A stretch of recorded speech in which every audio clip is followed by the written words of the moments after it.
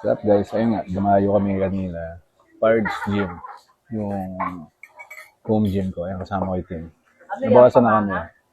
12 members yung dumayo. Including me sa Pards Gym. 5 na kami dumating, medyo late na. Pag Saturday kasi hanggang 6 na daw. So sa kabaitan ni Jex, shoutout sa Jex, Dug 2. In-extend niya yung gym up to 7. Makikita niyo naman yun, yung celebration namin na sinabi niya. Extended yung gym hanggang 7 p.m. So, syempre para sulit yung dayo namin. Kaya lang may basag trip. May isang client doon. Kala ko friendly siya, hindi pala. Nagsisigaw siya bigla. Actually, nabangga na niya isang member namin, si Jasper. Prior to that. Hindi lang sinabi ni Jasper. Then after that, nung patapos na kami, nagsisigaw siya na ang gulo raw namin. Tapos di raw niya magamit yung ibang gamit. Ito yung exact word siya. Hindi namin magamit. Namin, knowing na siya na lang yung mag-isa doon, bukod sa aming 12. So, nagreklamo siya ang gulong araw namin. So, hindi naman commercial gym yun.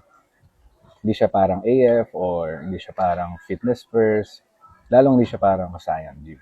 Pero OG gym yun talaga. Kung pag sinabi mong Pards Gym, doon ang gagaling lahat ng mga local bodybuilding champion. Cut story short, na tanong ko siya kasi nagsisigaw nga siya. Sabi ko, what's the problem, bro? Tapos, ayun nga, sinabi niya, yun ang problema niya, ganyan. Tapos, nag-walk out siya. Dinaanan niya ako. Sabi ko, chill, bro. Pero instead of maging friendly siya or mas maayos yung sabi niya, salita niya, sabi niya, fuck you. Sabay, alis. Sabi ko na lang, go to AF. Doon siya mag-workout. Kasi yun ang tahimik. Hindi naman library ang gym. Hindi ko kasalanan kung miserable yung araw niya, no? So, yun. Shoutout sa inyo, AF. Binigyan ko kayo ng bagong client. Ewan ko kung may pambayad dyan. Doktor daw. So, di-describe ko na siya. Doktor daw siya.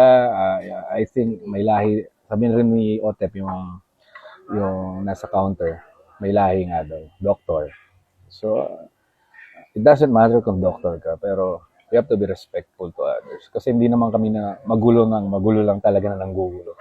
Magulo kami kasi masaya kami nagbubuhat. Saka mahirap yung workout namin.